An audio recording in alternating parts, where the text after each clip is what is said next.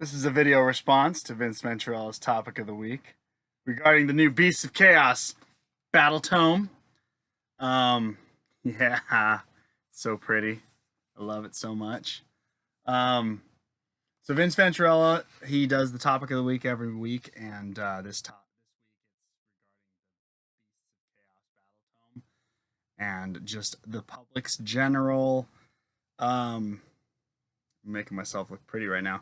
The public's general response, I guess. I'm excited. I've been excited, and I just have to say that this year has been a rough year, and that was an unexpected and very nice surprise. My birthday is in October, so not only am I getting older, which sucks, but now I've got my Beastmen, and I'm also in 40K. I'm a Gene Stealer cult player, so I've got my Gene Stealer cult stuff. I got my new models for that, and supposedly, and maybe we'll get the Gene Stealer cult codex before the end of the year, and it would be like my birthday year, turning 40, getting both my books. But this is not about that. This is about the Beastmen, or Beasts of Chaos, if you want to call it. I'm just excited. So when Age of 6, so I was never a Beastman player, and I'm sure some of you know that who go and listen to my feeble channel. But I was never a fantasy player. But when Age of Sigmar came out, I was very excited about getting into fantasy, mainly because we're not on square bases anymore, and everybody could kind of move around a little freer, and that's exciting to me.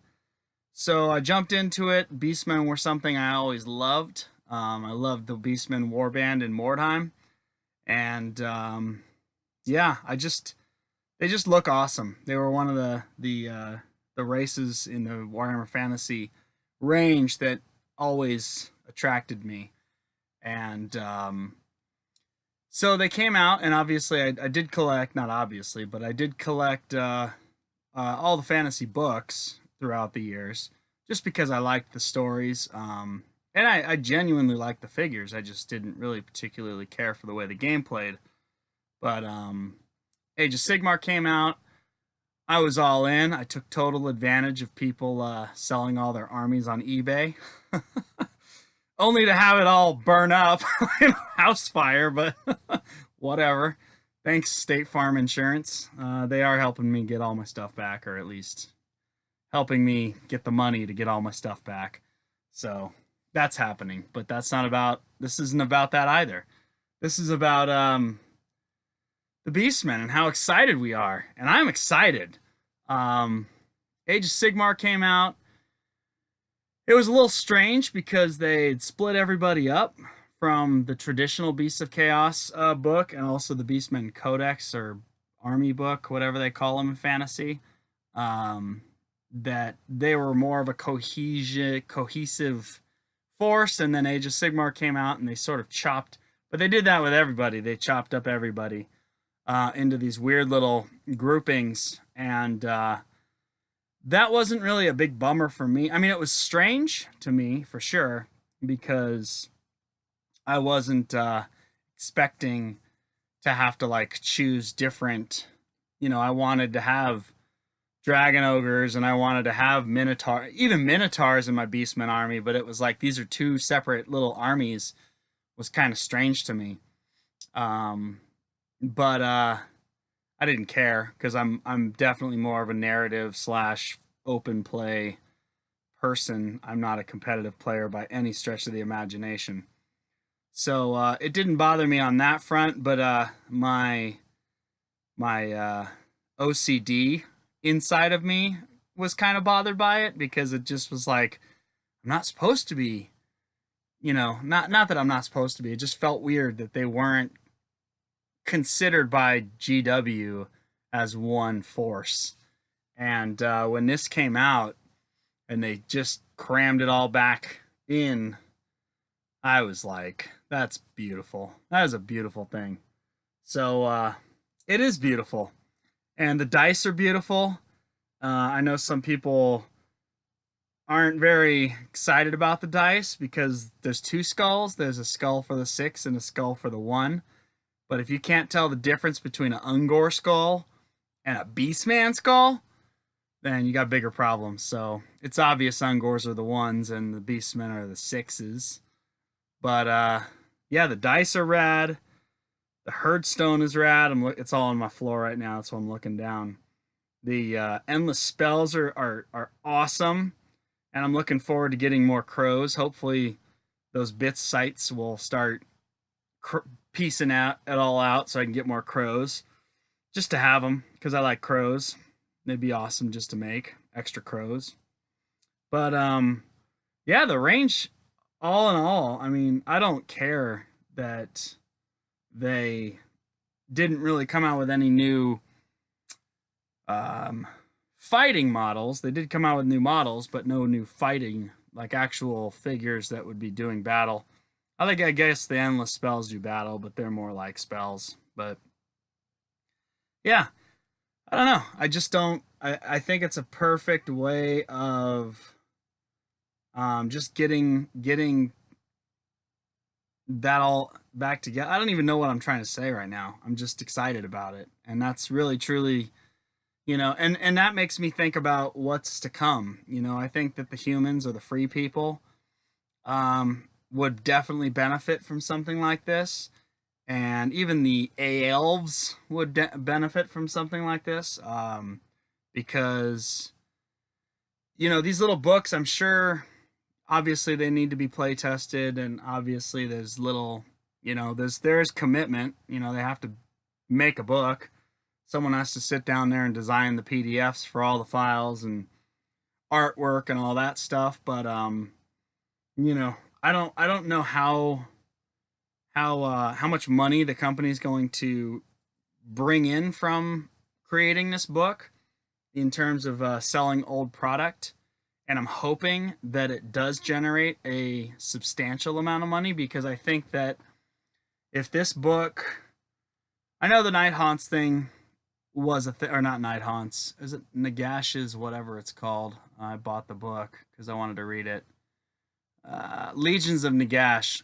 I know, that's kind of the same. I mean, that was essentially the first version. Well, I guess the Maggotkin of Nurgle, but did that have new models? I don't remember. But Legion of Nagash covered the whole entire vampire counts range practically.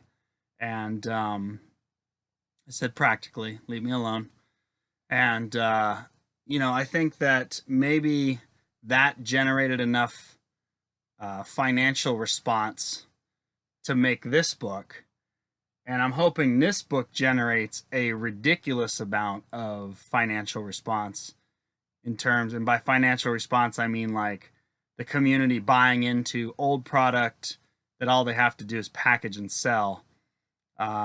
Because they are beautiful models, and some of them are not as great as others, but I mean, all in all, the range is amazing, in my opinion, and which is not worth anything. But you asked, so I'm telling, Vince. And I just hope that this generates sort of a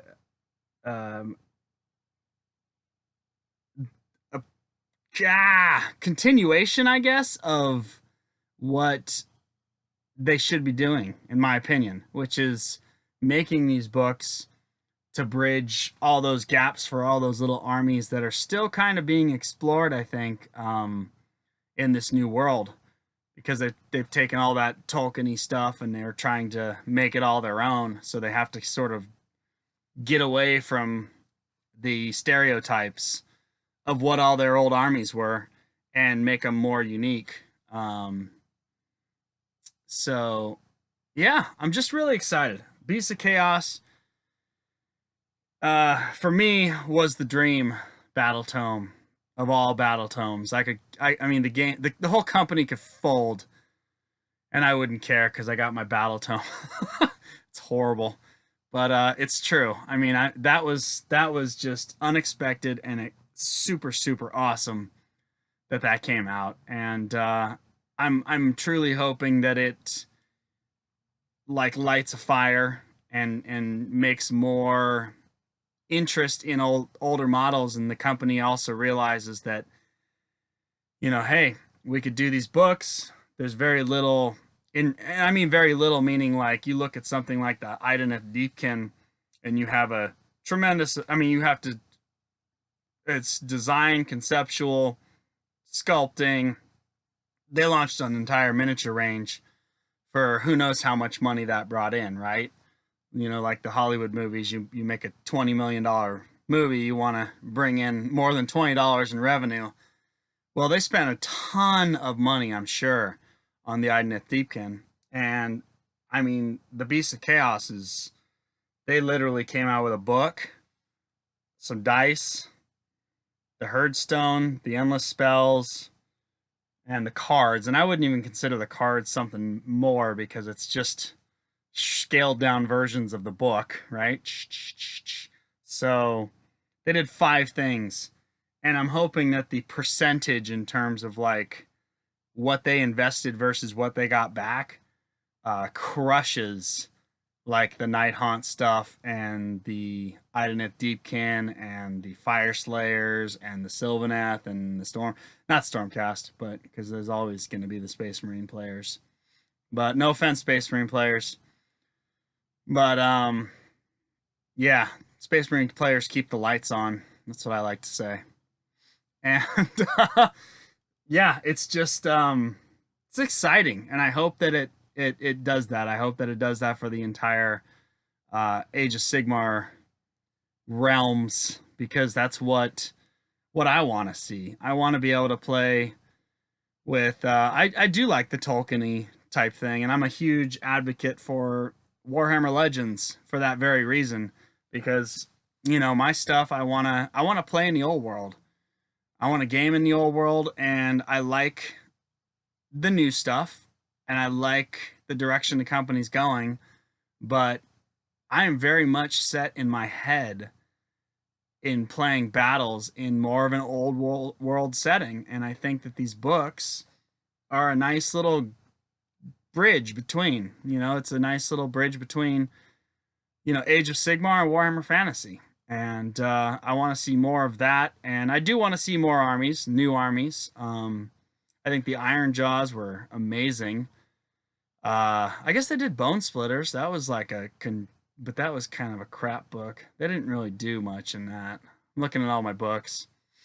Seraphon, they just got crapped on, in my opinion. I'm trying to keep it PG, Vince. No F-bombs for you. I know how your channel is.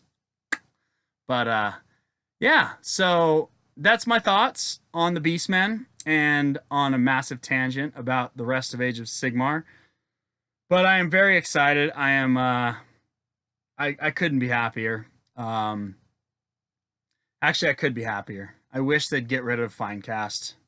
I wish they would just admit defeat and go back to, I know you hate metal, Vince, but I hate Finecast. And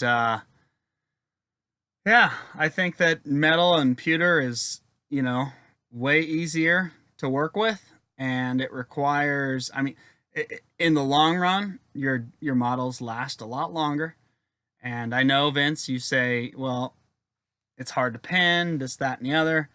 But I'm gonna challenge you, not challenge you, but I'm gonna call you out, because you always tell people, hey, why are you using a brush to base coat models when you can use an airbrush? It's a tool, da da da da da.